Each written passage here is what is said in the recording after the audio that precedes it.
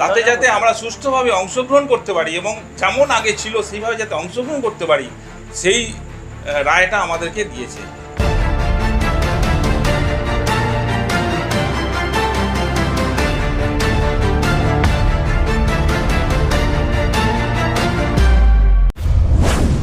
তারকেশ্বর তেঘরি কালী মন্দিরের দখল নিয়ে আদালতের নির্দেশ। প্রায় 1 মাসের নিত্য পুজো ও বাৎসরিক পুজোর দায়িত্ব পেল হালদার পরিবার। তারকেশ্বর তেঘরি গ্রামের প্রায় 200 বছরের পুরনো কালী মন্দিরের দখল ঘিরে গণ্ডগোলের বিষয়ে সাময়িক নির্দেশিকা জারি করল আদালত। চন্দননগর মহকুমা আদালতের নির্দেশে চলতি মাসের 21 ও 24 তারিখ দুটি নির্দেশিকা জারি হয়। নির্দেশিকায় 19 জুন 2024 পর্যন্ত হালদার পরিবার নিত্য পুজো ও বাৎসরিক পুজোর দায়িত্ব পালনের অধিকার পেল। আদালতের নির্দেশে এর সাথে আরও জানানো হয়েছে এই প্রক্রিয়া সম্পূর্ণ করার জন্য সংশ্লিষ্ট থানা নজর রাখবে। এই বিষয়ে তারকেশ্বর থানাকেও নির্দেশ পাঠিয়েছে আদালত। এই বিষয়ে হালদার পরিবার সাংবাদিক সম্মেলন করে বিষয়টি জানিয়ে দেন। তারা জানান, বর্ধমানের রাজার কাছ থেকে সেবায়িতের দায়িত্ব পাওয়ার সমস্ত নথি আদালতে জমা দেওয়ার পর আদালত এই নির্দেশিকা জারি করেছে। সত্যের জয় একদিন হবে, এই আশা আমাদের ছিল। আশা করি দ্রুত স্থায়ীভাবে এই নির্দেশিকা জারি হবে, যদিও হালদার পরিবারের বিরোধীদের কাছ থেকে কোনো প্রতিক্রিয়া পাওয়া যায়। সামনে যে বার্ষিক পূজা, তাতে যাতে আমরা সুষ্ঠুভাবে অংশগ্রহণ করতে পারি এবং যেমন আগে ছিল সেইভাবে যাতে অংশগ্রহণ করতে পারি সেই রায়টা আমাদেরকে দিয়েছে।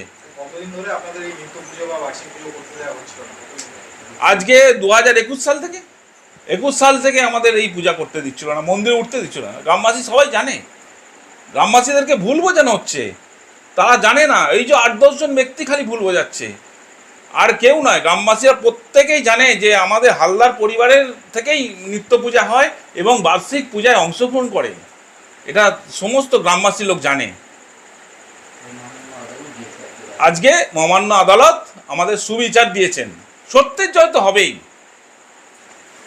আমরা অবশ্যই পুলিশ প্রশাসনের সহযোগিতা আমরা সবসময় চাইছি।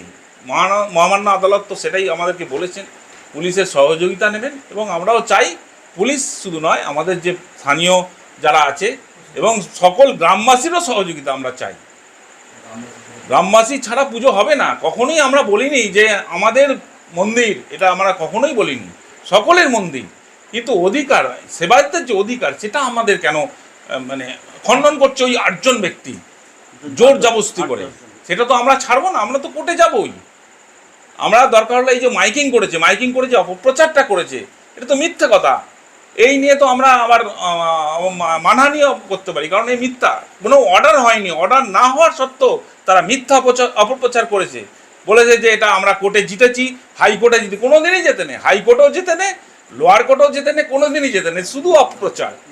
কমিটির পক্ষ থেকে আরো জানানো যাইতেছে যে গত 2021 সালে গ্রামবাসীর বিরুদ্ধে হালদার পরিবারের দ্বারা চন্দ্রনগর কোর্টে করা কেসের রায় 29 এপ্রিল 2024 তারিখে বহাল হইয়াছে, যার ফলাফল হালদার পরিবারের বিরুদ্ধে গেছে। ফলে গ্রামবাসীর জয় নিশ্চিত হইয়াছে।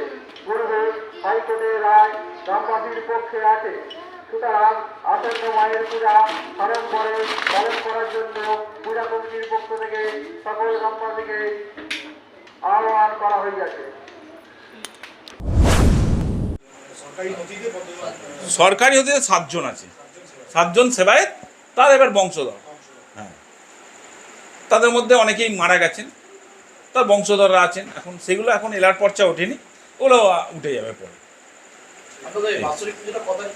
বাৎসরিক পূজাটা 8ই জ্যৈষ্ঠ, এই 8ই জ্যৈষ্ঠ, 1 মে, বাৎসরিক, হ্যাঁ 1 জুন।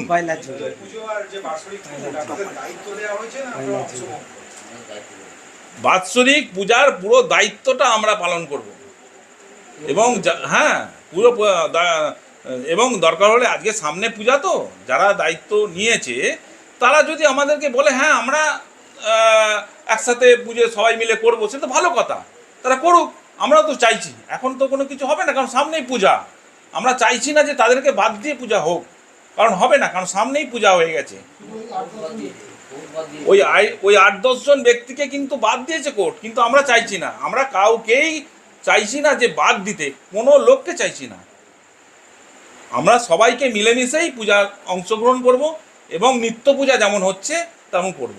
এই বাইরে থেকে যে ব্রাহ্মণগুলো এনেছে তাদেরকে বাদ দিতে হবে। কারণ আমরা যেভাবে দায়িত্ব নিয়ে পূজাটা পরিচালনা করি, যে আনুষঙ্গিক যে ব্রাহ্মণদের যে কাজ কর্ম, সেটা আমরাই করব।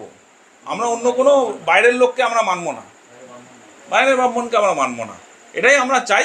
সেটা যদি মেনে নেয় তাহলে ভালো, নাহলে তো আমরা কোর্টে আবার যেতে হবে। পুলিশ প্রশাসন কাছে এটা আমরা দাবি করব, যাতে ওটা মিউচুয়াল করেন এবং সেইভাবে যাতে হয়, এটাই আমরা মিউচুয়ালের মধ্যে যেতে চাইছি।